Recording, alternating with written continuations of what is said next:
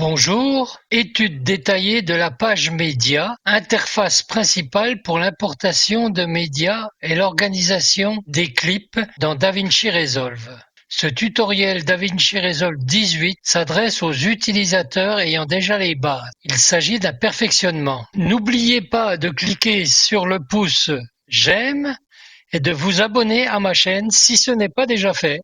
Huitièmement, Master Media Pool, bibliothèque de médias centrale. Toute la partie base de la page média. Cliquez sur Media Storage, cliquez sur Projet en cours, cliquez sur Festival d'Avignon 2023 et sur Festival Parade. Cliquez sur Rechercher par nom, tapez 175 724. Vous prenez le fichier, vous le glissez dans le master, modifiez la fréquence d'image qui est à 30 images par seconde alors que mon projet est à 25 images par seconde. CTRL Z. C'est uniquement si vous l'importez en premier, alors que le master est vide. Et si vous l'importez alors que le master a déjà d'autres rushs à 25 images, il ne vous demandera rien. Mettez la souris sur master et faites CTRL I. L'explorateur de Windows s'ouvre, projet en cours. Donc là, on va changer de fichier. On va prendre Festival d'Avignon 2022. Ce sont des projets en 25 images par seconde et le fichier 421. Open en bas à droite ou alors double-clic sur le fichier. CTRL Z. Cliquez sur Master, cliquez sur la souris droite.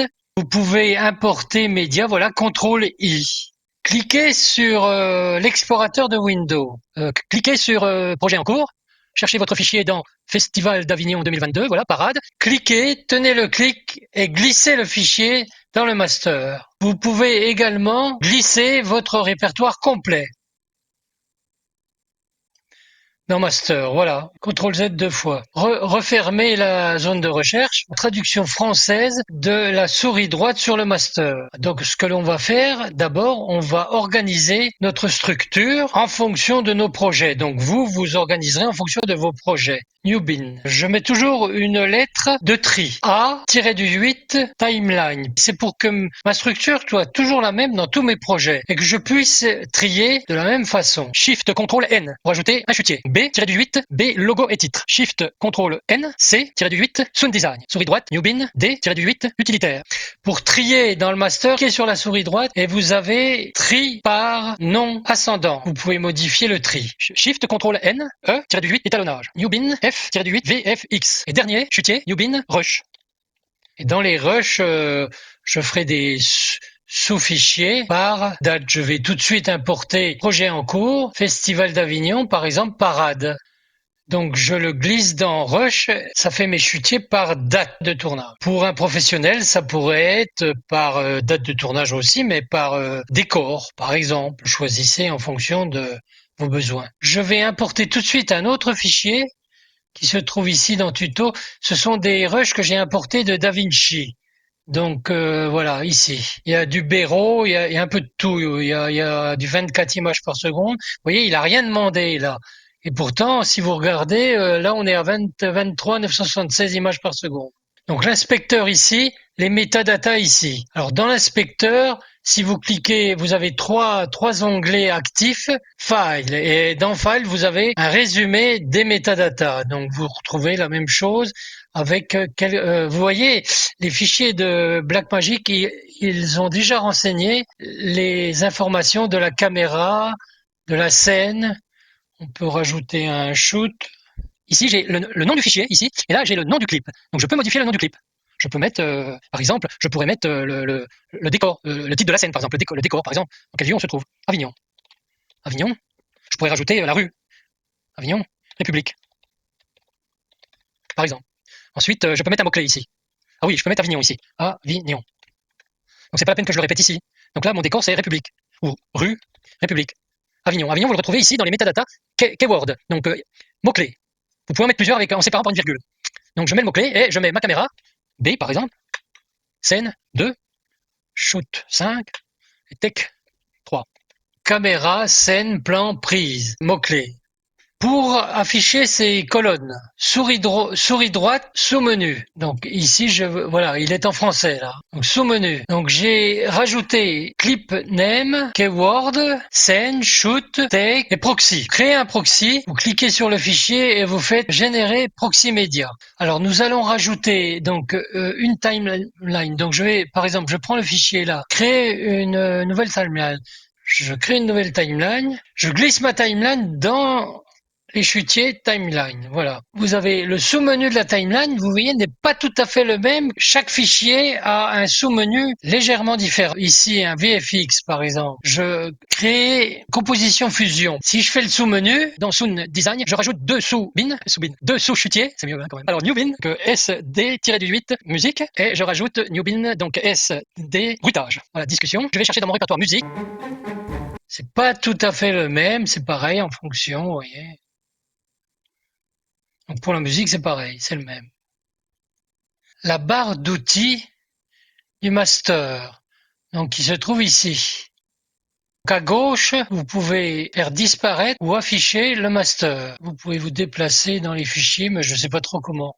Je clique sur ce fichier et ici vous avez transcribe audio. Sinon sur la souris droite ici vous avez aussi audio transcription, transcribe. Donc c'est la même chose. Donc vous cliquez ici, vous sélectionnez le fichier, voilà, et ben c'est fait, il l'a fait. Donc vous pouvez exporter. Vous avez le nom du fichier dans le master, vous voyez ici.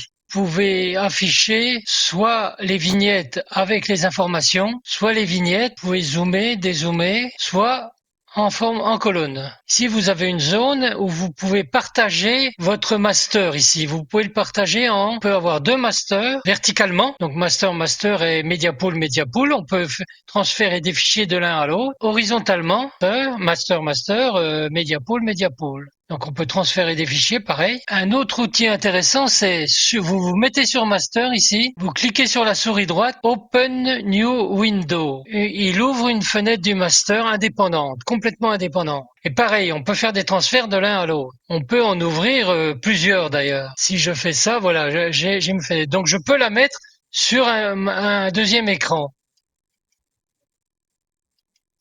Là, vous avez la zone de recherche. Donc ici, zone de recherche. Attention, il faut faire all bin. Oui, si vous mettez sur master, par exemple, je vais essayer pour voir 1077. Oui, c'est ça. Vous voyez, donc il a cherché dans tous les chutiers. Vous pouvez faire un tri, soit sur le nom, sinon sur donc, tous les fichiers. Si je suis sur name, donc kiosque, voilà, je le trouve pas.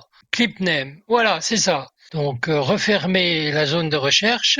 Ici, alors moi le tri je le fais sur les colonnes, hein. Voilà, un seul clic, pas double. Voilà, donc je peux trier sur n'importe quoi, hein. Alors ici vous avez soit sur voilà, vous voyez il a changé sur en fonction de ce que vous choisissez. Clip name, il a trié ici. Voilà, vous avez une zone de recherche ici. Alors cliquez sur les trois petits points, cliquez sur afficher les images du plan. On entend le son, hein.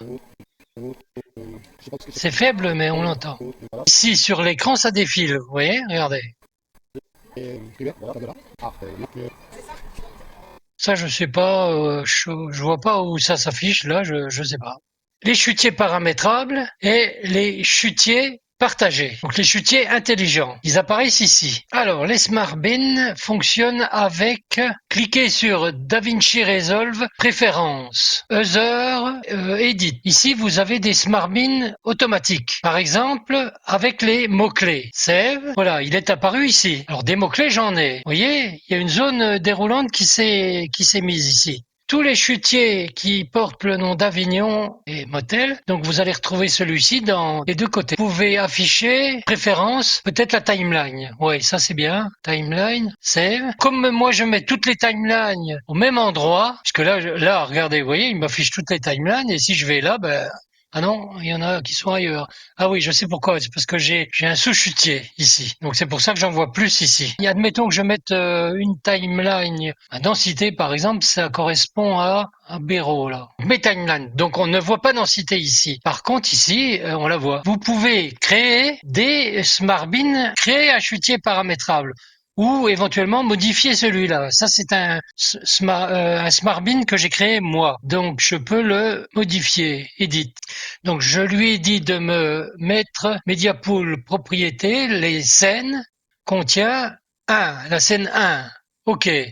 Donc, si je vais dans mon SmartBin, j'ai tous les rushs qui contiennent la scène 1. Un long métrage, par exemple, c'est, à mon avis, c'est vraiment très, très intéressant. Et en fonction des métadatas, donc, qui seront renseignés ici. Vous pouvez dérusher totalement avec le découpage technique, avec le rapport de script, c'est vraiment excellent. Autre outil, PowerBin évite que je crée un chutier dans le master. Qu'est-ce que j'ai mis dans les PowerBin, moi? Donc j'ai mis tous mes utilitaires ici et je n'ai plus besoin Alors là, vous avez remarqué que j'ai créé utilitaire. Mais ça, c'est anciennement. Mais en réalité, avec les PowerBin, je n'ai pas besoin de créer ça parce que je peux retrouver tous mes utilitaires ici, dans tous mes projets. Donc ce tuto est terminé. J'espère que vous avez tout compris. N'hésitez pas à me dire si j'ai fait une erreur. N'hésitez pas à me poser une question. Merci de votre attention. Bonne journée ou bonne soirée en fonction de l'heure.